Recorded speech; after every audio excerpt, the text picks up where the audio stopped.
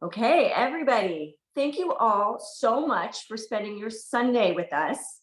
We are here to celebrate the home entertainment release of the critically acclaimed film, The Mitchells versus the Machines.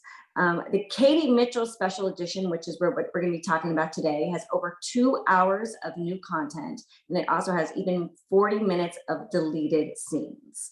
We're going to do this event in kind of two folds. First thing we're going to do is we're going to have the production designer and character designer, Lindsay Oliveras, with us. Lindsay is going to teach you guys how to draw the adorable Monchi. I know hopefully most of you got our big stuffed version of him that you guys can have on hand. Yes, I love it. I love seeing those faces. And so she's going to teach you how to do that. Now, we sent you guys, along with those packages, we sent you some gift bags.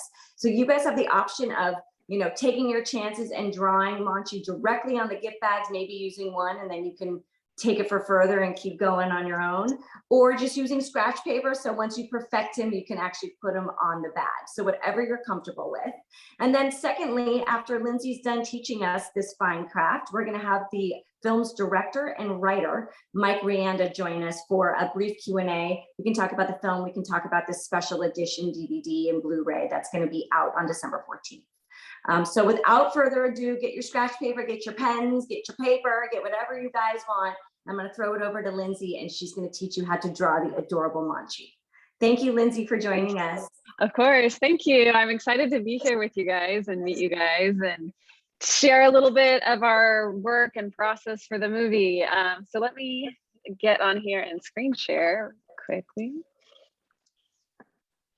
Oh, actually, sorry, I might need permissions. It says okay. Let me try and give you permission then. Yeah. How do I do that? I'm not seeing any sort of screen share. You got it. Done. Okay, perfect. I'm good. Okay. Can you do that? And share. So I think you guys now should be seeing my screen. Is that correct?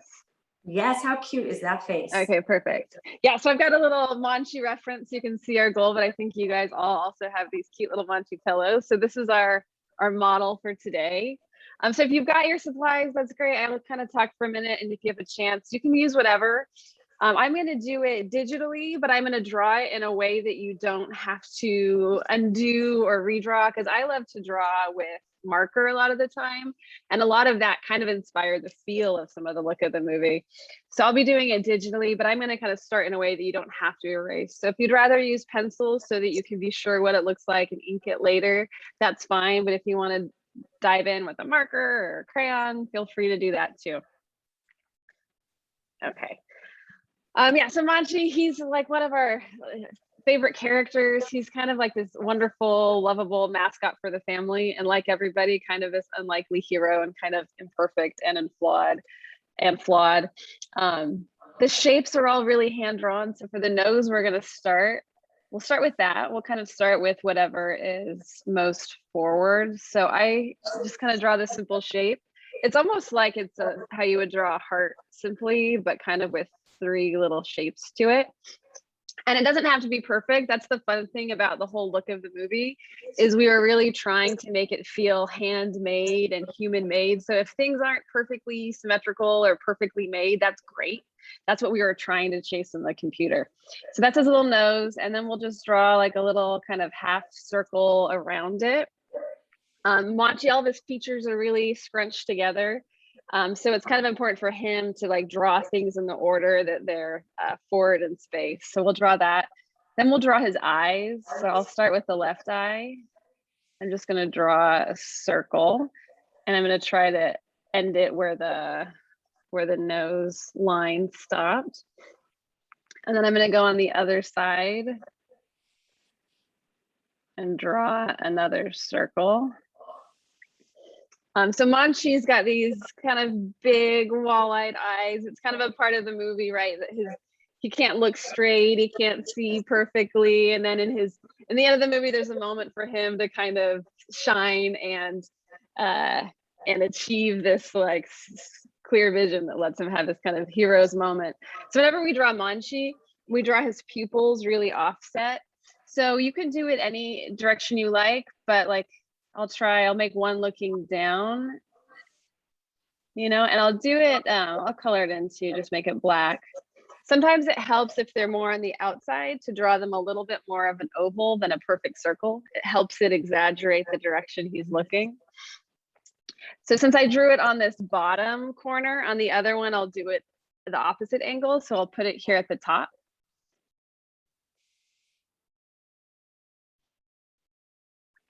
And again, when you're drawing these, you can put them how you like. If I were to put one in the middle, the other one I might just maybe exaggerate more, and maybe it's more low to the side. It's part of what helps make Monchi look kind of funny, is this little wall-eyed character trait. So from there, I'm going to draw his mouth, these jowls. So I'll just start on one side. I'm going to kind of start the lower part of the eye, and I'm just going to aim to make a curve that's going to end lining up with the nose. So I'm just going to do a shape like that. And again, these don't have to be totally perfect, clean shapes. It's again part of the look of the movie that we want these kind of imperfect, irregular forms. And then I'm going to do one on the other side, starting from there and then meeting back up and ending at the eye.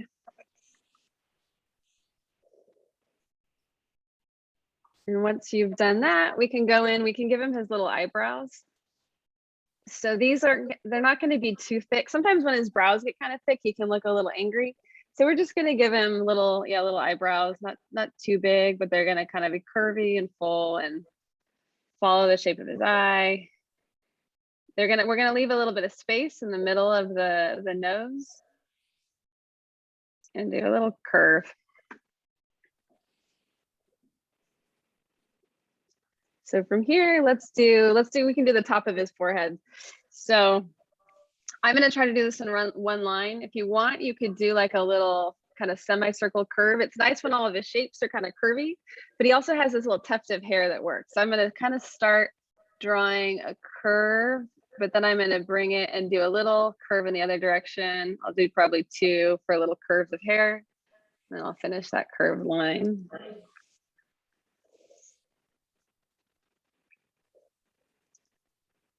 And then next we can do his ears, kind of like everything.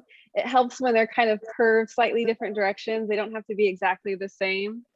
So I guess I'll do a simple little, kind of like a C shape. We can start with that. And then I'm going to do another little curve coming out from that. So he's got this little dent in his ear. And then I'm just going to bring it around and kind of copy that first shape I'd started. So that's kind of getting his ear and the ear flap curving down. And then I'm just going to draw a little, it can be a straight line or you can curve it, but I'm just going to bring a line down.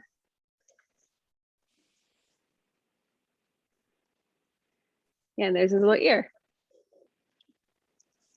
For the ears too, you can do them. Sometimes I'll just draw them really quick and do little shapes. You can do a lot of things with them. So don't worry too much if it's not perfect. We could also try doing one on this other side. I'm usually going to have them coming up from behind his eyebrows. This one, let me try doing a little shape like this. And on this one, maybe I'll just add a little line to indicate the form. But they're kind of fun when they're kind of pointing in different directions and stuff like that.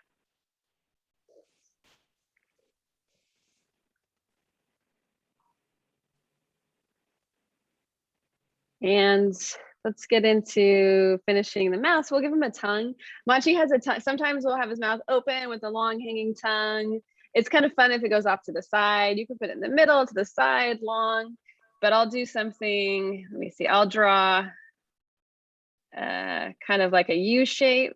But as I come up, I'll just give it a little bend for fun. Sometimes it's kind of fun to give it some irregularity. It helps with his personality. You could also, if you wanted, you could do a really simple little tongue, like a little U shape.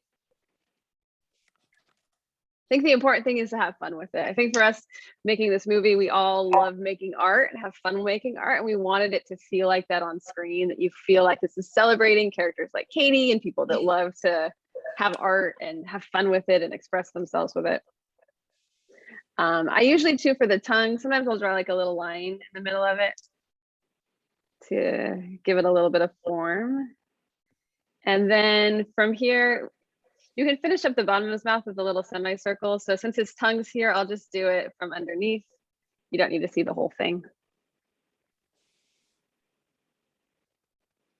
And then on his little jowls, he's got these little hand-drawn kind of dimples on there.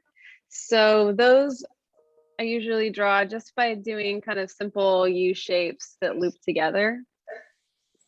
3 is probably enough. You can do more if you want. I'll give him another one. Maybe the bottom is a little smaller.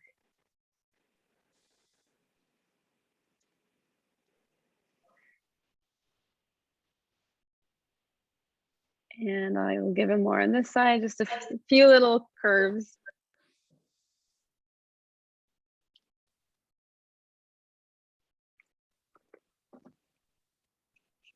And a few little curves again.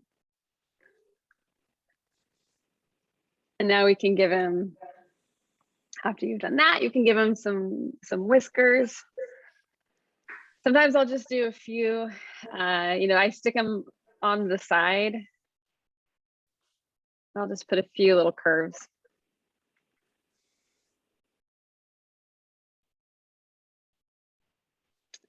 And then on the other side, you do a few more little curves.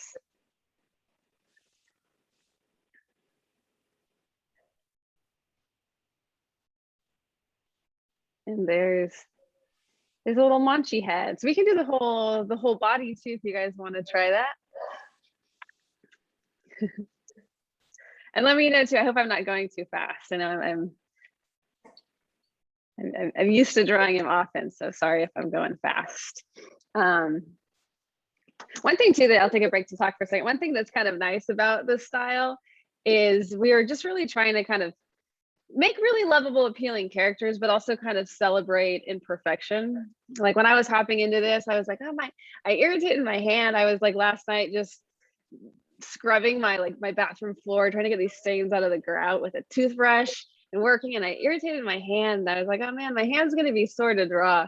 But I feel like that's so much of what the movie we were trying not to filter out. Like real people have real spaces and real homes and real life and all this stuff. And so like we are a little imperfect, and that's like why our characters kind of have these like wrinkly shirt collars and their hoodies have kind of the pilled fabric, because all of those things are like the signs of our life and things we like and love and stuff. So we were trying not to filter that out. So even I was realizing like, oh yeah, like I'm really proud that I got all those little stains out. My hand's a little sore and my lines might be a little less perfect, but that's kind of the whole thing we were trying to do with all of the shape language and stuff. And even though we make these movies in the computer, it's nice if you can feel a human hand. And that's kind of too why some of the look kind of feels kind of painterly and it all feels kind of hand drawn, is because we just love celebrating the human craft of making art. But anyway, so I'll hop into doing a little bit of a body. I might do him standing because it's kind of fun to see him as this little kind of loaf of bread character. So I'm going to end up drawing a body over to the right side. And he's kind of this, I'll draw over to this side to show you. He's a little bit of like a bean shape when we draw him. So, but I'm going to start to, for him, we want him to feel really full and these forms against forms. So I'm going to draw over here a simple little curve that's going to be at the connection of his head to his body. And I'm sorry, I am going to scale this so I've got enough room. Hopefully you guys aren't running out of space, but if you are, you could do a body on another drawing. But so I'm going to do that little curve, and that's kind of implying his neck area, and it's there to imply that he's really full, and this kind of full loaf of bread character. And then I'm going to kind of arch. I'll just do this quick so you can see this kind of curved C shape to kind of imply this part of this bean on his body. And then I'm going to come around and do a big curve down there. And then I'm going to give him another curve here that's kind of overlapping.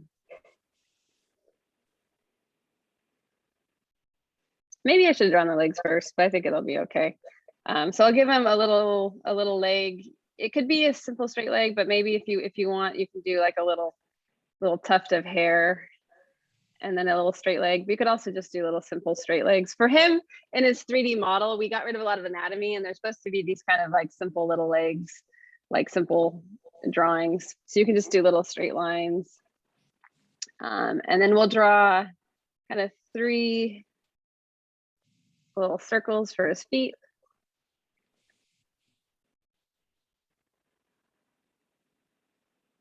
And another 3 for his little toes.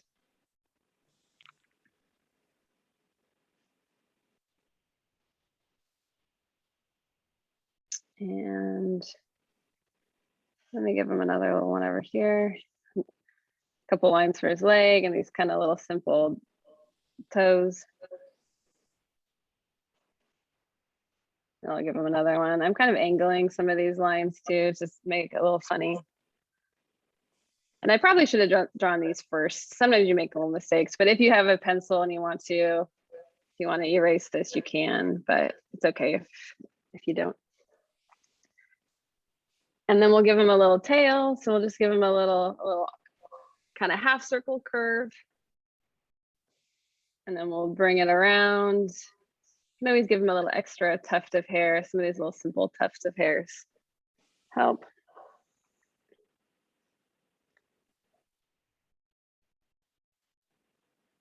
And there's a little Manchi. So from here, we can color him in. He's not too many colors. If you've got brown, yellow, and pink, that's probably enough. So I'm just gonna kind of color him in with you guys. Doesn't quite matter where you start. I'm just gonna start on his little eyebrow area. So his eyebrows and his little mouth area are all brown.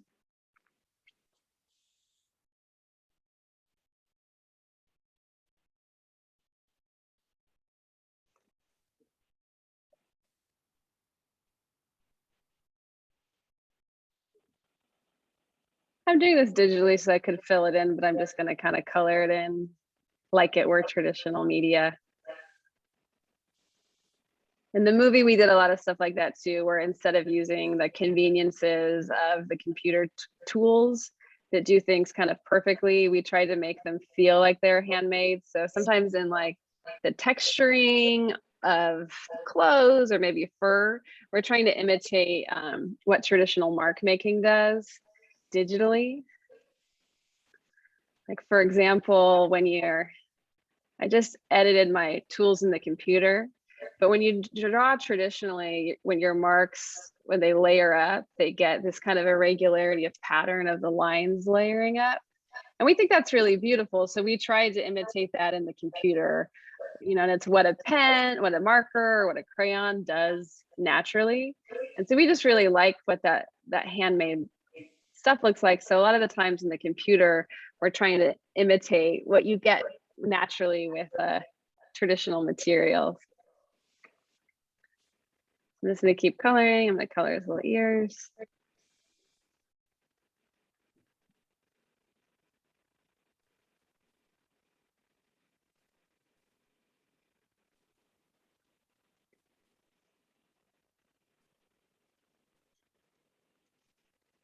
And while we're coloring too, if you guys have any questions, let me know. We can keep talking. It's so amazing just to watch how this comes to life. I unfortunately am not an artist.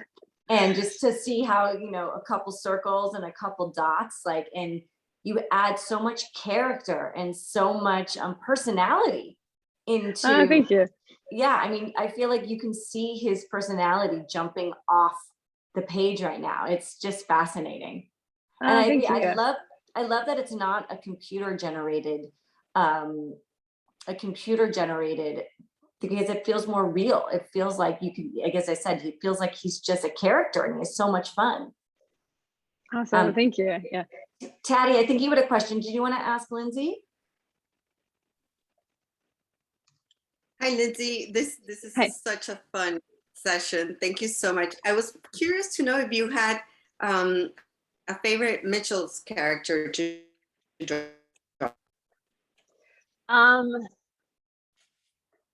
It's hard. I like all of them for different reasons. I think Monchi is a lot of fun because he's kind of one of the funniest just being himself. You know, like when I was first designing him, that was kind of the challenge that I put on myself, is that I wanted to like look at a drawing and it make me laugh. So there's something that's always been really fun about him. So maybe him and maybe Katie too. I think there's a lot about her. She's kind of our main character.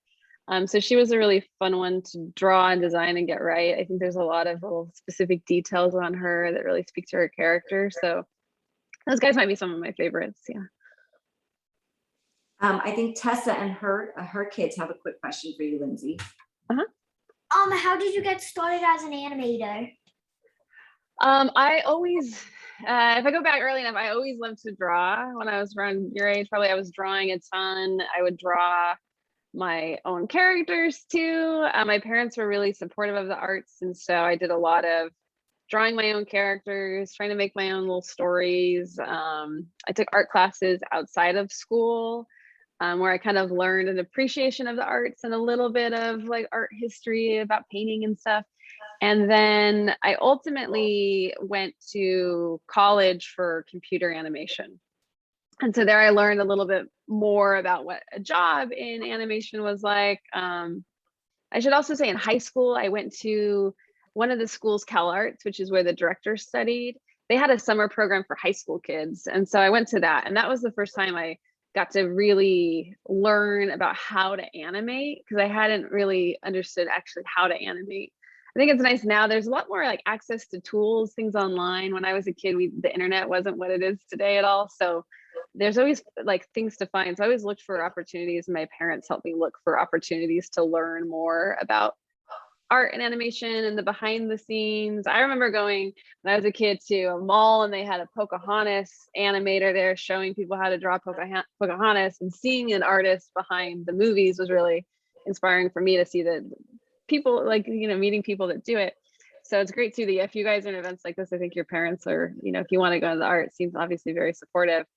But yeah, so then I went to college for computer animation, and from there I got a job in animation, and that just kind of led to one job after the other to ultimately jobs doing character design, and then, you know, jobs doing production design, which was another one of my titles, which is just kind of being responsible for the look of the movie. Thank you. Yeah, they both love art. Yeah, They draw their own I comic actually- books all the time. Yeah, awesome. We went to this art. I actually remember one time we went to this art class, and I made this cool donut thing, and it was like a summer art class thing, Yeah, and it was like I think 4 or 5 weeks. it was. It was like a whole summer every week. Oh, cool. Yeah. Very cool. That's so fun. It's so fun, like getting different projects too. It's fun to make your own art, but sometimes you're in these settings where you got an assignment or some project to do, and you do things you wouldn't have thought of, or maybe you try with a medium that you wouldn't have thought of, and or maybe with other people, and they might inspire you in different ways. So all of those, activities are super inspiring. It's super cool that you guys are doing that. We also have a question from Michelle Carroll from Kid Congeniality for you. Michelle, you want to ask Lindsay? Yes, thank you. Hi, Lindsay. Thank you for spending the time with us. Yeah. How long did it take to animate the movie from start to finish? I know it must be a huge undertaking. Yeah, it's so the process from very start to finish, it was maybe 5.5 years. And that's not to necessarily animate it. You go through a couple phases. So the first few years were a really small team. Like the first year, it was just me and the director, basically, where he was coming up with the idea. And it was an idea that was on like 5 pages. And then I did character designs for it. And then he'd work and he'd write. And then eventually he had a co-writer. So the first year is basically him writing and working it out. And then I would help and do some art. Then we got some more artists on the team and storyboard artists, which are really valuable. And they'll take the script and they'll do simple, it looks like animation almost, but simple drawings, and they'll draw out the whole movie. And so then that process happens for another couple years maybe. And then you go into production. So the production is when you start bringing on the 3D team and animators. And that takes about 2 years 2 to 3 years normally. I think on our project, it was about maybe 2.5 years. And that's when you're really animating it. And you're still sometimes working on the story, and the story artists are still working and the art team is still working. But then you're a really big team with a lot of people. And that process is, like 2.5 years. Wow, that's amazing. Thank you. Yeah.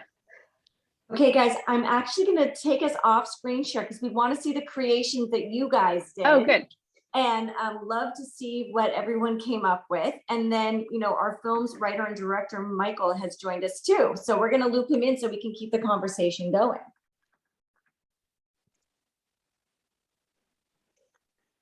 Awesome. Okay. Everyone, let's see them. Oh my God. I love them. Oh my God. Look at all the amazing artists. I'm so impressed. So cool. I love these. And every single one of them have such personality, just like Monchi. I love them. They're so good. I love that. Thank you, guys. It's so cute. Well, as I mentioned, we have Michael Rianda, who's the film's writer and director. And he, along with Lindsay, are going to answer a bunch of your questions. So I'm going to kind of go through and call on you guys, and we'll get every one of you to ask a question. So we're going to start first with Kathy Cupcake from Live with Kathy. Kathy, what are you impressed and got on store for us? Oh my God, we love the Mitchell so much. He's watching it again right now. This is a movie that is on repeat in our house, and I don't know if you can hear Pal is about to come on and take over the world. But I wanted to know a few things actually. One is Monchi's are honestly our favorite character, and I want to know, how did Monchi evolve into Monchi? How many phases did you go through to figure out this is the look we want? Because when the mom says, I think you can, and she tries to, and his eyes are, it's the best. It's absolutely the best, because honestly, that's my kid. It's like, I always look at him and go, I know you can. I'm like, this is so relatable. So Monchi is not only the pet but it's another child in the family. So I wanted to know the evolution of Monchi and how you finalized this Monchi. I can speak to the creation of Monchi, and then Lindsay can talk about designing this creature. Basically, Monchi, it's a real dog. Comes from a real dog name that was originally named Maggie, but then my sister changed its name to Monchi. She's like, she seems more like a Monchi. She's got a lot of chaotic energy. And Monchi was like very wall-eyed, and very was not quite as plump as the eventual Monchi. I think that the fatter dogs are, the cuter they are. So that was part of the calculus there. But the initial Monchi was just like really earnest and was trying her best and was not that good.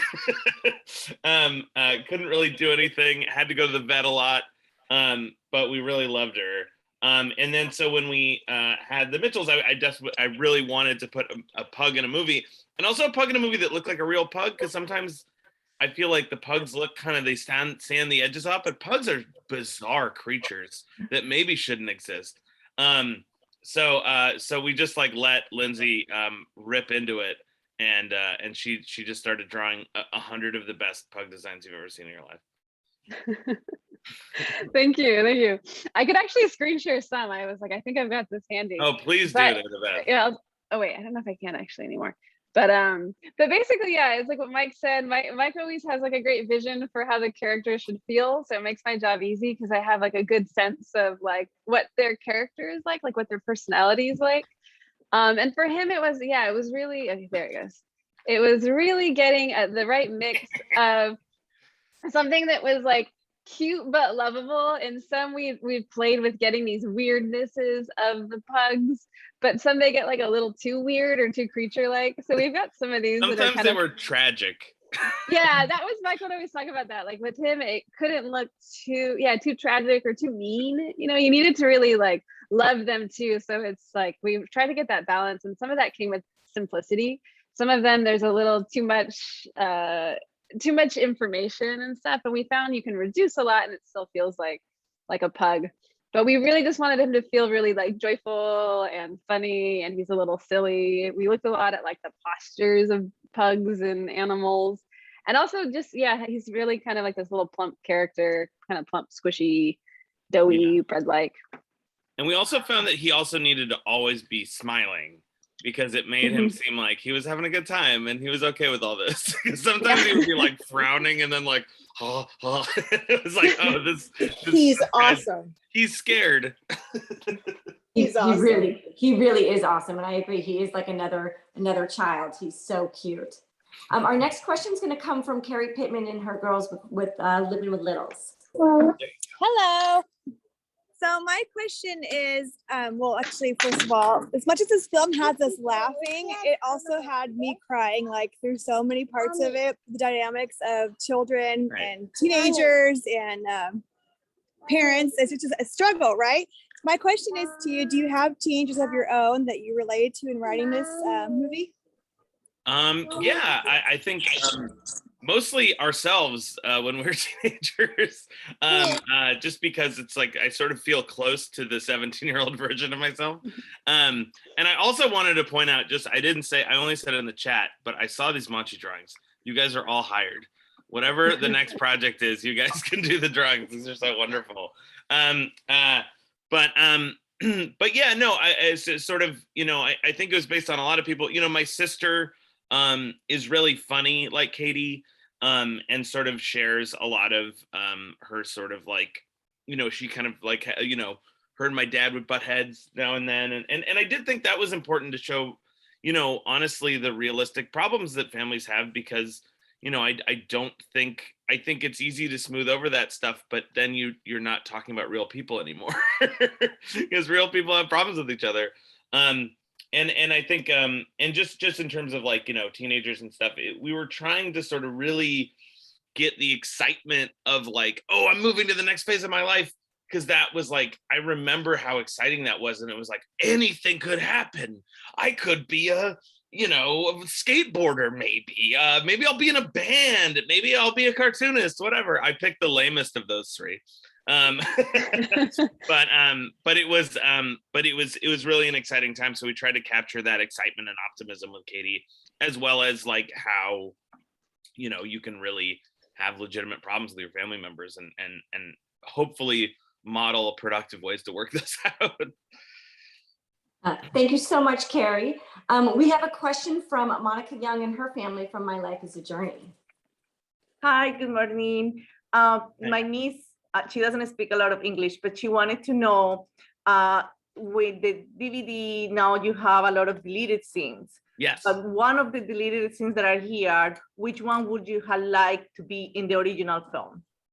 Oh, that's a great question. I mean, the funny thing is, I love all those deleted scenes. They are my children, and I wish them the best, and I want them to go into the world. But I will say, I'm kind of happy they're all gone because even though I think they're really funny individually, and I'm proud of them just watching them as a scene on its own, but I will say that taking them out made the movie better.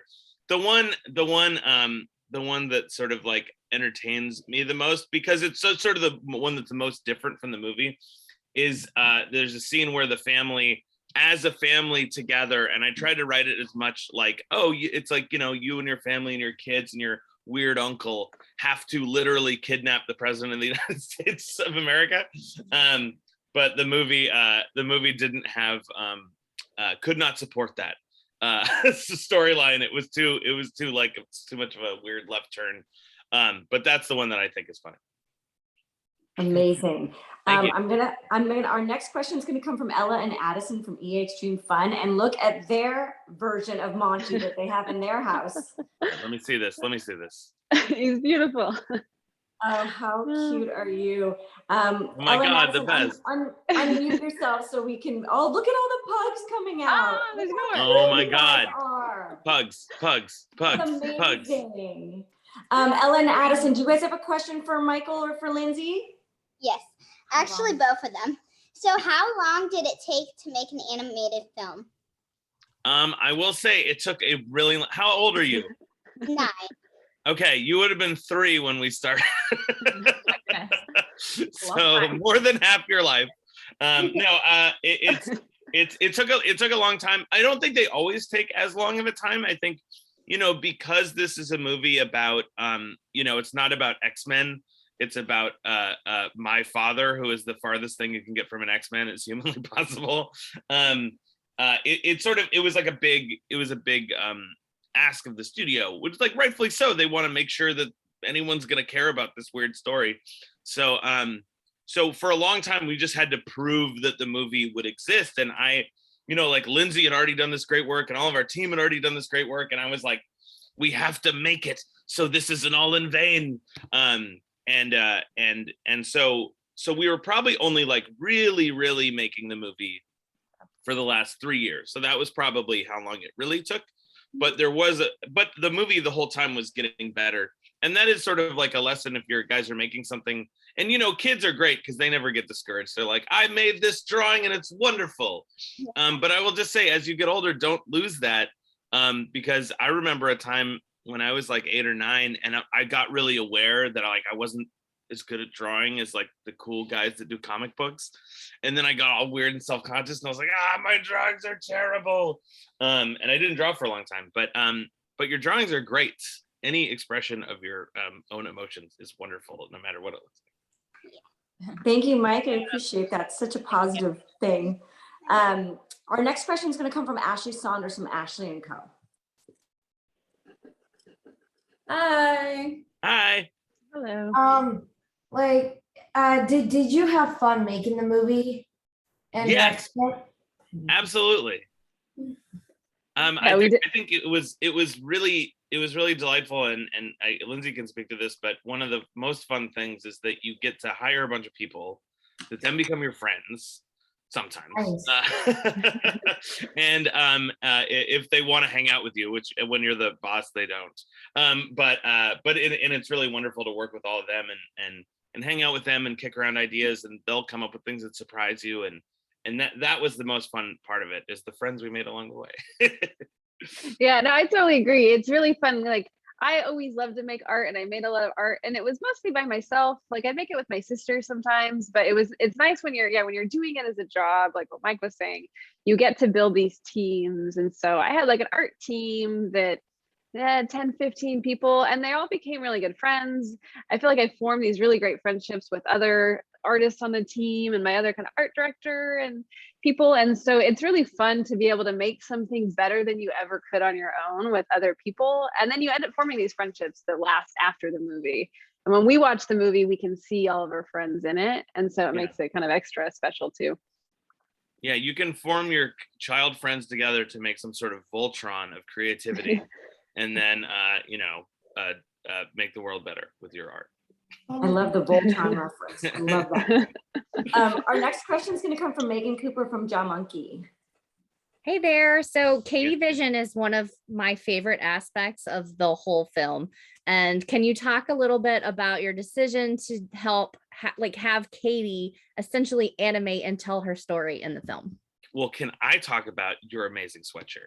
It's wonderful and you're nailing it. All right, you look great. The hair, beautiful complementary colors. I love it.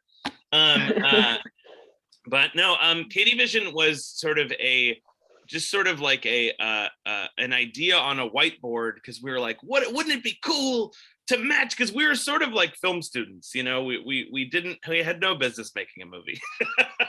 That's another lesson. You don't have to. If you really want to do something, just do it. Don't wait for somebody to be like, now you are allowed to do this thing. But anyway, Katie Vision. So we got really excited. Like, what if we mixed 2D with 3D? Oh my God, it'd be incredible. And then we got distracted because it's really, really hard to make a movie good, just normally without any sort of bells and whistles. But then Lindsay sort of made this incredible test over the weekend when she was supposed to be doing other work, and everyone was mad at her because they're like, you're not hitting your deadlines, but you're like, I'm doing this other exciting thing.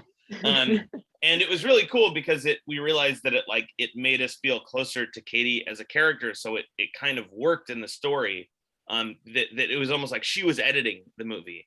So all of a sudden you felt closer to her, and you guys made all these like wonderful, where you got to literally just like draw on the screen and stuff, right? Yeah, totally. It's like, it was something that was kind of talked about, and I was seeing, because I'm working closely with the art and the look of the movie, and then there's the story team, and whether it was like seeing their like ideas for Katie's videos and conversation with Mike and Mike's ideas, it felt like it was so important to see Katie as a filmmaker. And so when we were figuring out and kind of getting this whole studio to kind of agree with the look of our movie, it felt like we had this missing piece. So we had the kind of the look of what our human world is and its imperfect look, and then this kind of slick, cool, bold robot look. And it always felt like there's this Katie world to address. And so we had a lot of ideas from seeing these kind of fun puppet videos and all these explorations that the story team was doing. And so I kind of found this way that like, let's bring that into those moments, but also throughout the movie, can we have 2D animations pop up throughout to really enhance that feeling of her? And we kind of worked on how do we kind of have a plan of how it is charted all throughout the movie. So it's always kind of supporting her story. And so then once we kind of talked about that and talked about how it supports her emotional core, I think everyone got excited about it. So it was something that then we knew we wanted to do throughout. And it was a lot of fun. And we built a lot of little puppets. These are some of the puppets. Yeah. This is one. This is used in the actual movie. Even Yeah, though it's yeah. made on cardboard. This is Katie's. Her pupils have been lost to time. Scary. And then this is the pterodactyl, which you can see. We always talk about this, but it has these. It's literally its hands are these little forks that we stole from the cafeteria because we didn't have any money to make puppets, so we just did stuff like this. But it was really cool, and it sort of like it made us get in the headspace of like, you know, somebody with only a few dollars to go to Michael's on the weekend and you know, make some weird stuff. So and that's another part of it that's cool and sort of like reminds you of what's great about being a kid is you kind of, you're not like, oh, is this the official way that someone needs to do something? It's like, no, it's fun. That looks funny. Look, it's a weird cheese ball with a face on it. I don't know. Next thing, you know. So I guess to say, I would don't be ashamed of your ideas. You know, they're cooler than you think they are. Yeah, and part of the spirit of some of this stuff too. It's like I think there was a time that it was like, oh, we're not going to be able to do this with live action puppets because that's a different division or live action. We can't do that. But with technology, things are so accessible, and we have like a layer of that in the studio with like I use my camera and we put it into After Effects. It's even way more accessible than that because you can film things on your phone. There's apps that are way more affordable than even the ones we're using. So it's like that's that spirit that we're tapping into because we talk about cell phones in our movie, and a big part of that is like the creative stuff you can do on them. And so for you guys too, what you can access with filming something on your phone, bringing it into another app and making things, it's like that spirit of like what you can do now, what you can access with technology to make your own stories, make your own films is something that we were kind of playing with, and it's fun, you know, if you guys are interested in that to take that spirit to your own work. It's fun. Just do it on a weekend, and even if it's not good, you'll still have fun making it. Great. Okay, our next question is going to come from Janice Seitzer. Jana, you with us still? Oh, there you are. Yes, it just took a second to unmute. I like So my question is kind of a little bit of an add-on for what Lindsay was just talking about, and sort of had it earlier when she was talking about animation, but I know it looked like she was using an Adobe tool when she was doing her drawing. Adobe tools are obviously not inexpensive, but if you have kids that want to learn or teens that want to learn, do you have recommendations for tools that they could practice digital animation or digital drawing with that maybe wouldn't be quite as expensive, or some of the, I know Adobe has some sort of beginner tools that you might, you know, recommend that's a good one for them to kind of start with, just because we all know Adobe, you know, products are not inexpensive for cloud. And, you know, I've purchased the, you know, owning the whole suite way back when you owned the whole thing before you joined the cloud service, and it's, you know, a pretty chunk of change. So yeah, totally. Yeah. I've gotten into, I got an iPad recently, which I know also isn't like super cheap, but I know a lot of people have them. But Procreate on the iPad is wonderful. I just started getting into it recently, and I forget, I think it's like $10 or something, a one-time thing. There's my Procreate. Hey, good. You're hired. I highly recommend that. And probably as is, lately I've gotten into like getting paper, like magnetic screen protectors, because they make it a little bit more like drawing traditionally. And I just recently got this big board that you could insert it into, so you can kind of really get in there and draw on it, this thing called like Sketchboard Pro. But Procreate's a great tool. As far as animating, I don't know if it's as robust, and I'm not sure what the best animation ones are, but there are really competitive app software now for sure. I use Photoshop for work. It's kind of like a work standard, but lately I have been using Procreate for work too. It's definitely a professional tool and accessible for kind of beginners also. Yeah. Well, and I think a lot of people have iPads, even if it's not necessarily the inexpensive tool option. So the app for it's not necessarily like that part's an inexpensive add-on if you have it. So. Yeah. Well, and I think we started before you know, a lot of these apps and stuff have come out, you know, sort of like, so since we've been professionals, I don't know what the like cool thing for people is, but I will also say that it's like, you know, it's okay if the program isn't perfect. You know, as long as you can do something on it, you'll sort of learn and sort of have fun. And I think that, and I also think that one of the nice things, it's like iMovie, just, you know, if you're just want to make a movie on your phone, just make it on iMovie. It's free. If you have a Mac, because it's really simple and it'll, even though your movies won't be like unassailably professionally edited, you know, I think they're good enough for YouTube. So I would just say, don't maybe sort of like anything is good at first, you know, and then sort of as you get a taste for it, as your kids get a taste for it, you might sort of like want to like, it could be a good birthday present or Christmas present or something. Is like the more advanced version of that. Thanks. Great. Thank you, guys. Okay, our next question is going to come from T and her daughter Tegan.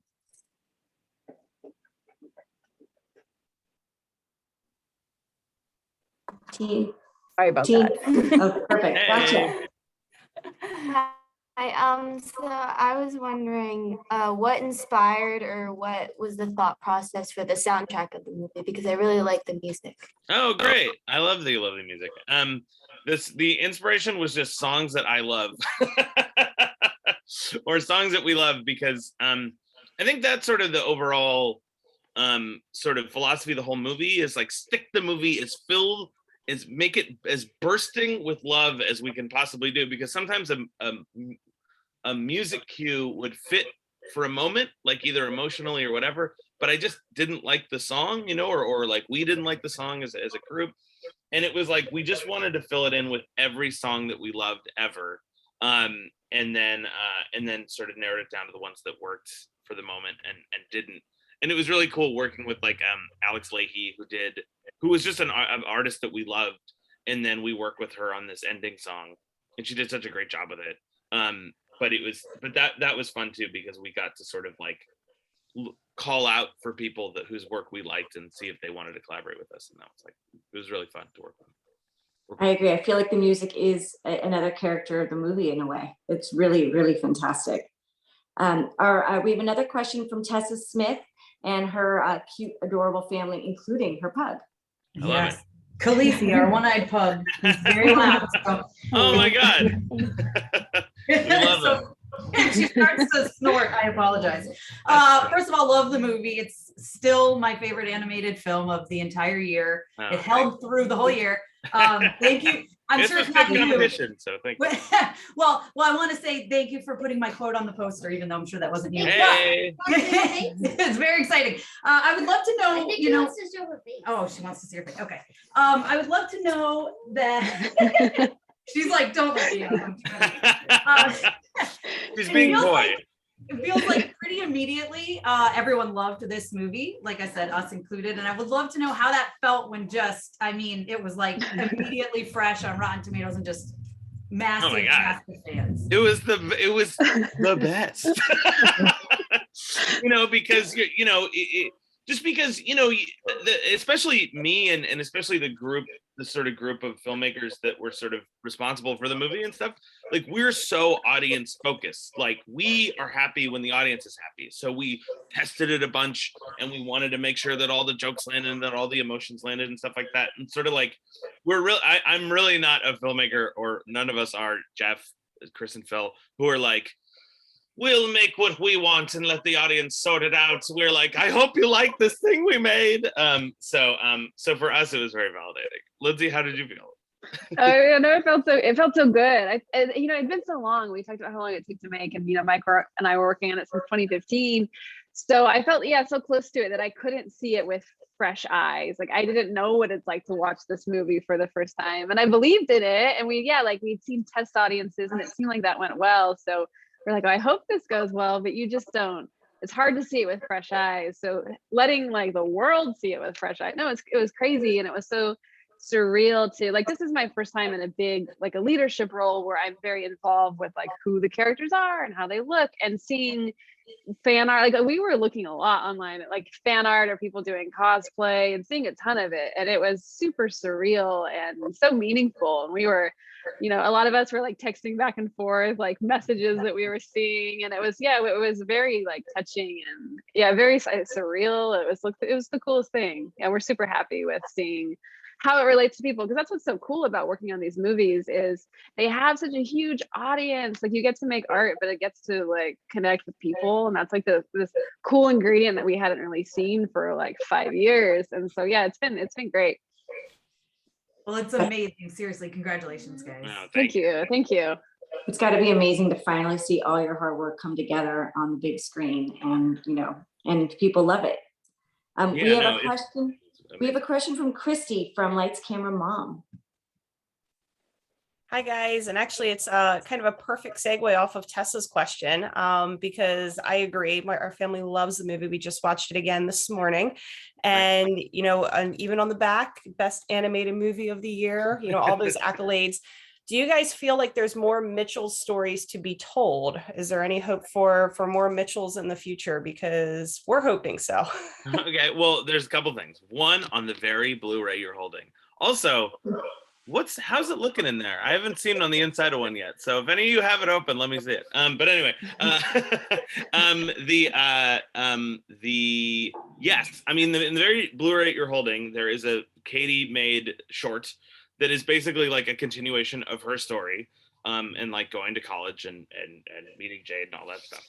And it's great. And then also, if you pause the movie at a certain frame, I'll let you guys figure it out. There are a list of sequel options.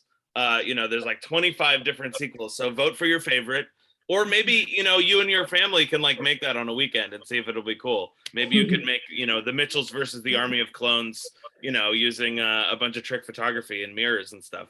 And then sort of there's always conversations and stuff, you know, about what's happening next. And I might not make it myself because I'm tired, but there's a lot of great artists like Guillermo Martinez and wonderful artists who got their start on the Mitchells who have that story in their DNA and hopefully will be interested in making one of those, one of the 25 we listed, including one called Oops All Furbies, which might be it. No, I'm kidding. I don't know. I can't wait to find that. That's going to be so fun to look for. Great. Our next question is going to come from Carolina from What She Says. Hi, thank you for having me and for showing us how to draw this. I am not an artist, so I'm not going to show it. No. What are you talking about? Look at your background. You're killing it. Blues? There we go. So cute. My question is, so the cast is amazing. Like, I mean, you guys have an incredible cast. And so what was the process of finding the right people to match these characters that you have grown to love and know and create? So how was that process, and how was the making of the film with these incredible actors? Oh man, we so lucked out. I mean, like we got, you know, because like Abby Jacobson is all of the things that Katie is, and she's also an amazing actress. Like it's like she went to art school, she grew up in the Midwest, you know, like she you know, eventually ended up successful and all that stuff. Like so all of her improvisations that she would come up with were really natural and like could just fit right into the movie because she is that person. So that was really fun. You know, Danny McBride was wonderful as Rick, and that whole sequence of him staring, you know, we're gonna make constant eye contact, you know, all that stuff is just Danny, started as just Danny in the room just being like, keep your eyes, hey, no, you don't have to squint, just look at me, you know. Oh, Machi's got it, there you go. Like all of that stuff was just sort of said in a room, and then we built a scene around it, and it was really fun. Maya Rudolph was wonderful. Olivia Colman is like the world's greatest. Like like every time we recorded with Olivia Colman, this is going to seem like it's like I'm being hyperbolic, but this is a 100% fact. Every time we recorded with her, someone in the room would be like, she's incredible. You know, and whether that was like Chris and Phil, who've worked with hundreds of great actors and stuff, you know. So it was a real joy. And sometimes it would be really nice. And I wish we brought the actors in sooner so we could have done more of it. Because the actors came along about, you know, when we started making the movie for real. But I wish they were here earlier so they could have informed the characters more in the script phase, you know. But there were ways to sort of bounce back and forth and use their funny little improvisations. And like Maya was always singing. So we got like some like singing stuff. And if we were to do a sequel, I would, you know, just have a Maya Rudolph karaoke, you know, explosion because she's like the world's best singer. So yeah, that's the answer. Great, thank you so much. Amy Fulcher from As the Bunny Hops. Amy, do you have anything for us? Well, yeah, I would love to talk Easter eggs because we got to talk to you before, Mike, before the film was out. And I know animators love to stuff the film through. I'm wondering, are there any that are still hidden that you haven't seen brought out yet? Oh, that's a great question. I you know what hasn't been, and some of the stuff, you know, because when you're making something in 3D, you meticulously like design, like say you meticulously design a wallet like this. But then in the shot, you only see it at like this angle, but there's all kinds of cool stuff on the wallet. So if you could extract it and look at it up close, you could see what it, I have a Ren Stampy wall. You could see what it is. So Katie's, on Katie's laptop, there's like a bunch of weird film references. Some to really obscure Swedish movies that we love, and some to like more, you know, sort of obvious movies. So if you look really hard on Katie's laptop, you can see some of those. And there's also that is the number one thing, I think. And also I think some there's a reference to Wes Anderson movies on Katie's backpack that I haven't seen anyone make yet, but is really obvious if you know the movie and you're looking for it. So those are a couple. Awesome. We're running short on time, everybody. So if you haven't asked a question and you really are dying to, please chat me in the chat function. But we have our next question is going to be coming from Taddy from Cool Mom Cool Tips.